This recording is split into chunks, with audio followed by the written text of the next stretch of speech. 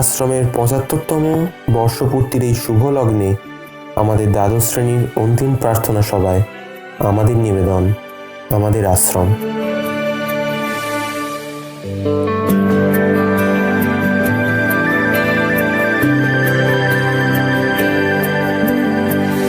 হাত বাড়ালেই একটু দূরে, ছোট ছোট পায়ে নামতা ধরে, চেনা ক্লাসরুম টেবিল চেয়ারে, চেনা ব্ল্যাকবোর্ড, চেনা করিডোরে আমাদের স্কুল। হাত বাড়ালেই একটু দূরে, ছোট ছোট পায়ে নামতা ধরে আমাদের স্কুল।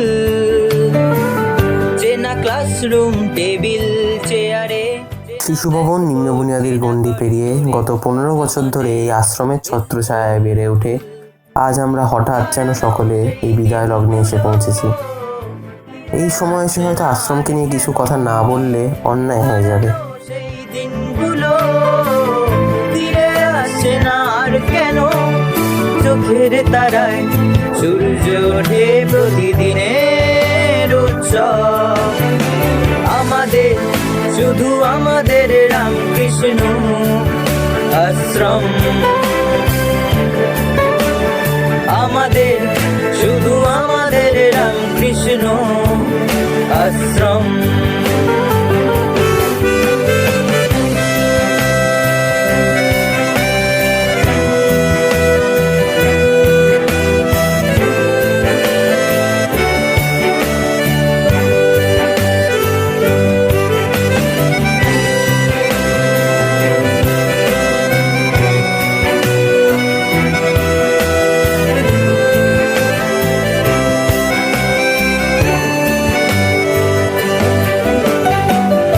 আগামীর পৃথিবী চাইছে তোমায়, তোমার করেই, তোমার কথায়। আগামীর পৃথিবী সেই তুমি, স্বপ্নের পথ গড়ছো তুমি, কত দিনের কত ভাবনায় তোমার কথায়। আগামীর পৃথিবী সেই তুমি। শৈশবের ছুটে যাওয়া গিরিকন্দরের কোন বালুকা বেলা। শৈশবের ছুটে ছুটে যাওয়া গিরিকন্দরের কোন বালুকা বেলা। নিয়ন আলোয় ঘুরছি পার ছায়া পথে সুদূর প্রান্তর। আমাদের শুধু আমাদের রামকৃষ্ণ আশ্রম। আমাদের শুধু আমাদের রামকৃষ্ণ আশ্রম। আশ্রম আশ্রম।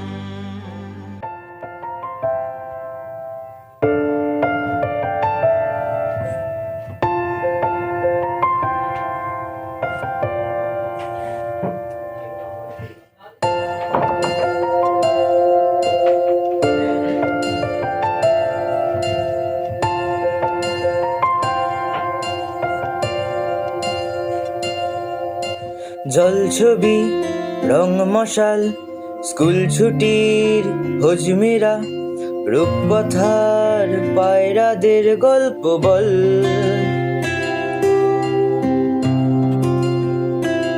বন্ধু চল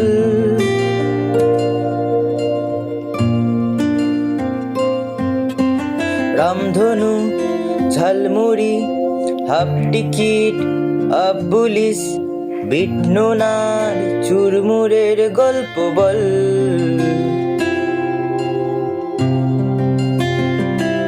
বন্ধু চল।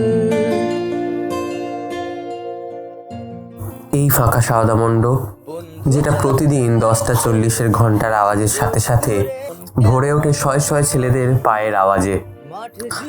এইখানে আমরা শেষবারের মতো দ্বাদশ শ্রেণীর ছাত্ররা প্রার্থনা সভা পরিচালনা করব। শেষবারের মতো প্রিয়াংশু আর সন্দীপের একত্র কণ্ঠে প্রার্থনা সঙ্গীত গাওয়া হবে। শেষবারের মতো আমরা সবাই পাশে দাঁড়িয়ে জাতীয় স্তোত্র গাইব। এই শেষবার।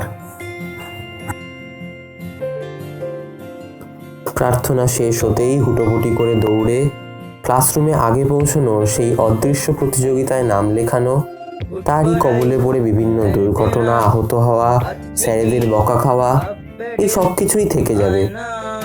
একের পর এক শ্রেণীতে ছাত্রীরা এগিয়ে যাবে, ছাত্রদের মুখ বদলাবে, কিন্তু এই শ্রেণীগুলো একই থেকে যাবে, এই ক্লাসরুমগুলো একই থেকে যাবে, এই স্মৃতিগুলো একই থেকে যাবে। শুধু থাকবো না আমরা।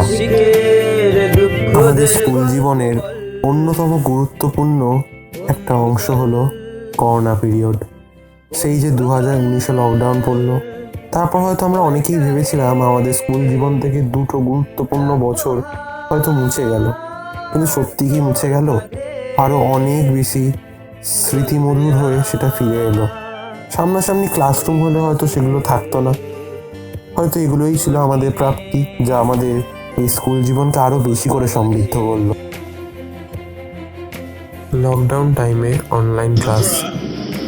আশা করি ভালো আছো।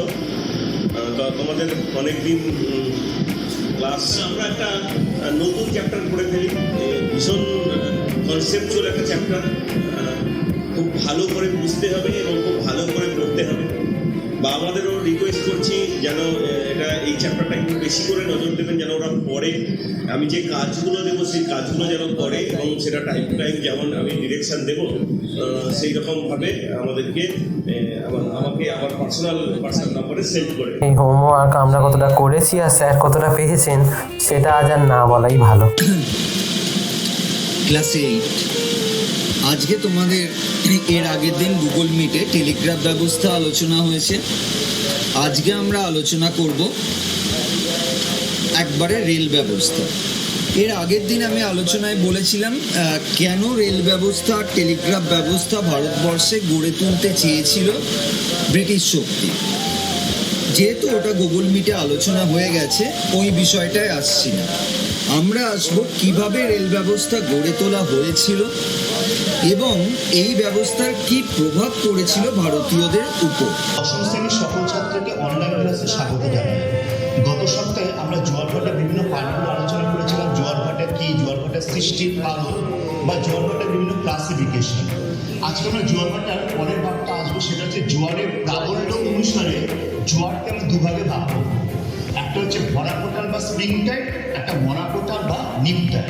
এটা একটু তোমরা ছবির মাধ্যমে ভালো করে বুঝবে।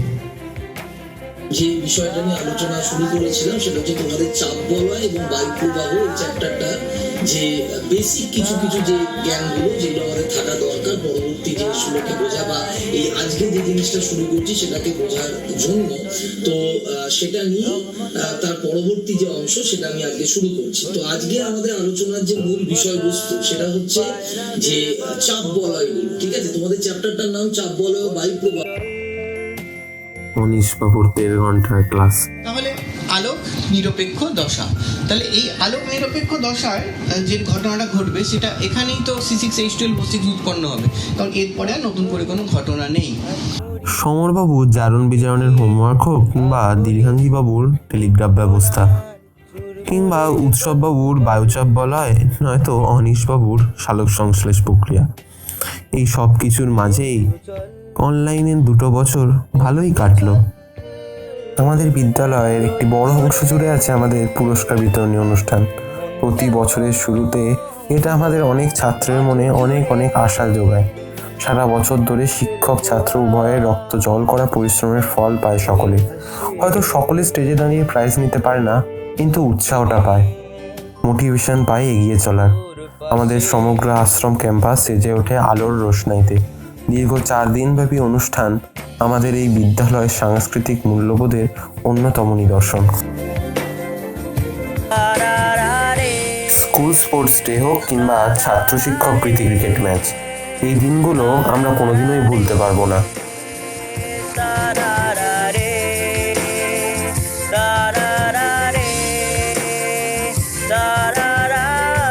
আমাদের স্কুলে আরও একটা বড় অংশ হলো দেওয়াল পত্রিকা। যোগ ঠিক আগে অনেক দিন ধরে সাওদা মণ্ডপে বন্ধুরা মিলে একসাথে বসে সেই কাজ করা। তবু সেই শেষ দিনে এসে কোনো রকমে একটা লাস্ট টাচ আপ দেওয়া। তবে সেই তাড়াহুড়োর মাঝেই জন্ম নিত অনেকের শৈল্পিক সত্তার, অনেকের অনন্য ভাবনা, অনেকের তুলির টান চিরকালের জন্য অমলিন হয়ে রয়ে যেত ওই কটা আর্ট পেপারের টুকরোতে। কত ইচ্ছে পাড়ি দেয় আজ অন্য ঠিকানায়, মেঘেতে প্রান্তরে আজ হয়তো সবই ভুল, তবু ছুঁয়েছি তোর আঙুল, হয়তো কোনো মন্তরে। কত ইচ্ছে পাড়ি দেয় আজ অন্য ঠিকানায়, মেঘেদের প্রান্তরে আজ হয়তো সবই ভুল, তবু ছুঁয়েছি তোর আঙুল। আমাদের প্রত্যেকটি ছাত্র এবং শিক্ষকের অক্লান্ত পরিশ্রমের ফল হিসাবে দুবার সেরা সেরা বিদ্যালয়ের শিরোপা উঠল আমাদের স্কুলের মাথায়। আমাদের এই রাজ্য স্তরের প্রাপ্তি আমাদের মাথা সর্বদা গর্বে উঁচু করে রাখে। জানবো সবাই সেরার সেরা আমরা। নুনিয়া মুখ্যমন্ত্রী মমতা বন্দ্যোপাধ্যায়ের হাত থেকে গ্রহণ করছেন সেরা বিদ্যালয় সম্মাননা 2025। সশ্রদ্ধ অভিনন্দন মাহেশ শ্রীরামকৃষ্ণ আশ্রম বিদ্যালয়কে। সেরার সেরা আমরা আমরা।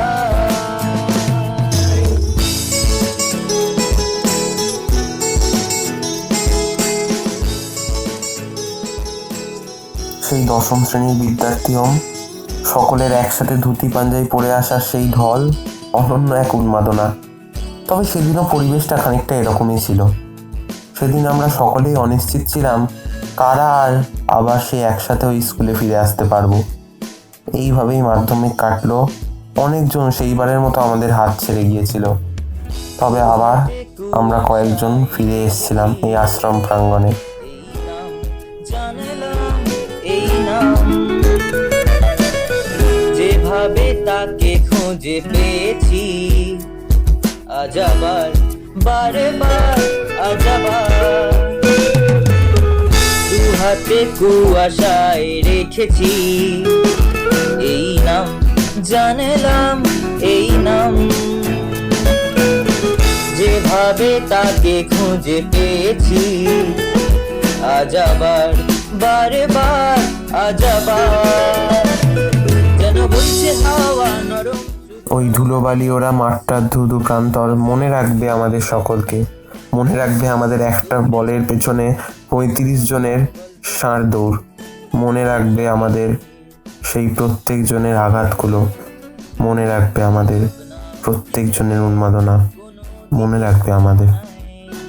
কত কি যায় সরে আগামী রাখছে ওই অন্ধকার ভোগ যতই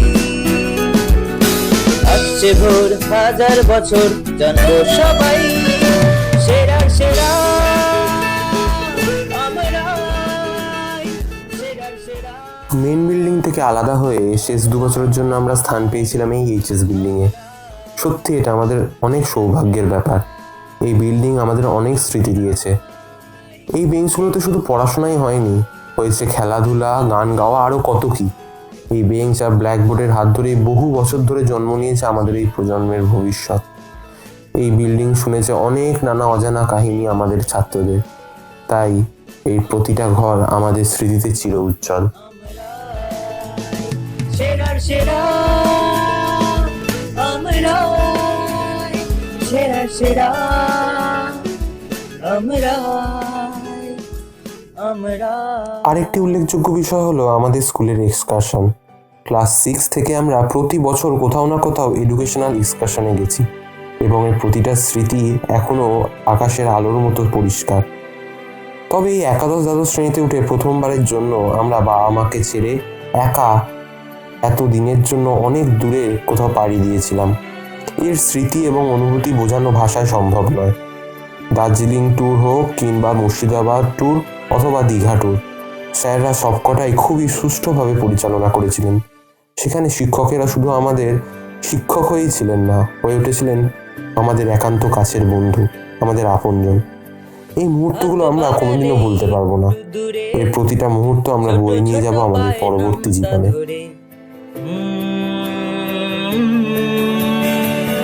চেনা ক্লাসরুম টেবিল চেয়ারে, চেনা ব্ল্যাকবোর্ড, চেনা করিডোরে আমাদের স্কুল। হাত বাড়ালেই একটু দূরে, ছোট ছোট পায়ে নামতা ধরে আমাদের স্কুল। চেনা ক্লাসরুম টেবিল চেয়ারে, চেনা ব্ল্যাকবোর্ড, চেনা করিডোরে আমাদের স্কুল। হারানো সেই দিনগুলো ফিরে আসে না আর কেন, হারানো সেই দিনগুলো ফিরে আসে না আর কেন, চোখের তারায়। নমস্কার, কেমন আছেন সবাই? মেঘপ্রিয় নীতিশ ইন্দ্রজিতের নতুন একটা ব্লগে আপনাদের স্বাগত জানাই। আজ হাওড়া মেট্রো স্টেশন থেকে যাব শিয়ালদা। সেখান থেকে আমাদের ছাত্ররা 11 এবং 12-এর বায়োলজির ছাত্ররা যাবে হিল অফ কুইন্সে, দার্জিলিংয়ে। আর তাই আমি তো নর্থ বেঙ্গল ভালোবাসি, সেই কারণেই আমিও চলেছি ওদের সঙ্গে, ওদের একটু স্টেশনে তুলে দিতে, চেয়ার করতে। সহকর্মী অনিশ চ্যাটার্জি, এও বায়োলজির শিক্ষক। এই তো ছাত্ররা এসে গেছে, তাদের তুলতে তাদের গার্জিয়ানরা সব ভিড় করেছেন। রেলওয়ের ছেলেরা আমাকে বললো যে স্যার আমরা একটু ছবি তুলবো। তো আমি ওদের বললাম যে দেখ আমি কিন্তু ভিডিও করছি। তো ওরা সেই জন্য একটু নানা রকম পোস্ট টোস্ট দিল, হাত টাত নাড়ছে, এই যে এরকম। আগামীর পৃথিবী চাইছে তোমায়, তোমার করেই তোমার কথায়। আগামীর পৃথিবী সেই তুমি।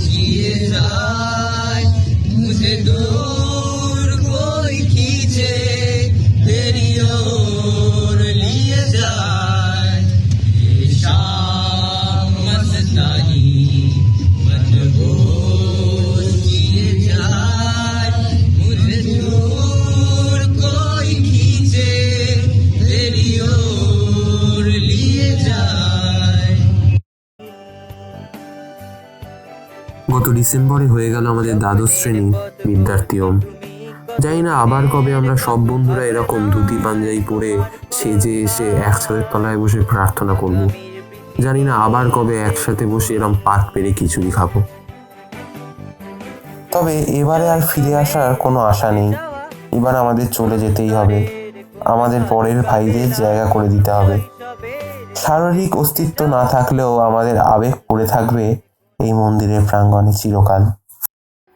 আমরা আমাদের স্কুল জীবনকালে হারিয়েছি আমাদের একজন অত্যন্ত প্রিয় গণিতের শিক্ষক গৌতম পাত্র বাবুকে।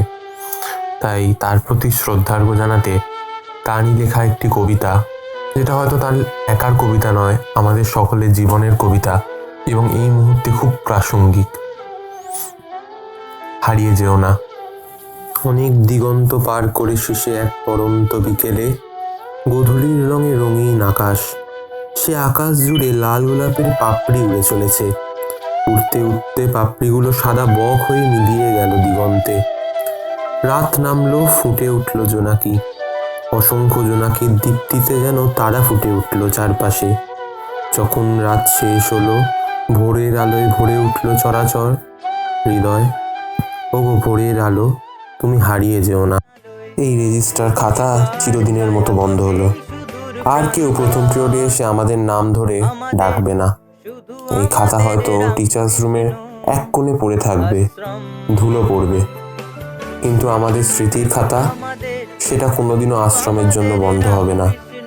স্মৃতির পাতা যখনই উল্টাবো, আশ্রমকে সবসময় তার সর্বাগ্রে স্থান দেব। হাত বাড়ালে একটু দূরে ছোট ছোট পায়ে মূল নামতা উদ্যোগে ধরে প্রিয়ম ঘোষ, ভাষ্যপাঠে সায়ন্তন পাল, গানে প্রিয়াংশু সানা, ক্যামেরায় সায়ন্তন পাল, মৃন্ময় রায় ও প্রিয়ম ঘোষ, এডিটিংয়ে প্রিয়ম ঘোষ, আমাদের স্কুল নির্দেশনা ও পরামর্শদানে শান্তনু মুখার্জি ও মৃন্ময় রায়, সমগ্র পরিকল্পনায় প্রিয়ম ঘোষ ও সায়ন্তন পাল, বিশেষ সহযোগিতায় সৌমাল্য খাড়া এবং দ্বাদশ শ্রেণীর সকল ছাত্রবৃন্দ।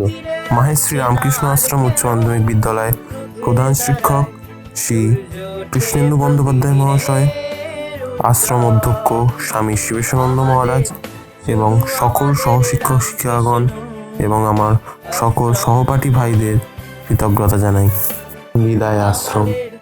শুধু আমাদের রামকৃষ্ণ আশ্রম।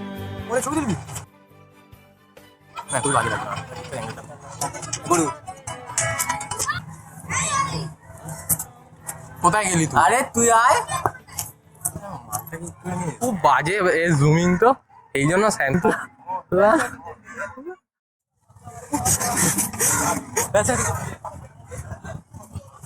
এখান দিয়ে পুরো বিবেক তোলন দিচ্ছ পুরোটাই যাবো। দেখো স্টেবল ভিডিও আর করা হবে না। ভালো আছে হাত না কাঁপতে ভিডিওটা ভালো আছে। আসছি বাবু এরকম ভিডিও এইটার এরকম ভিডিওটা বাড়াবাড়ি হচ্ছে। আর ওদিকে তাকানোর সময় নেই, কাজ করতে হচ্ছে, ব্যস্ত হচ্ছে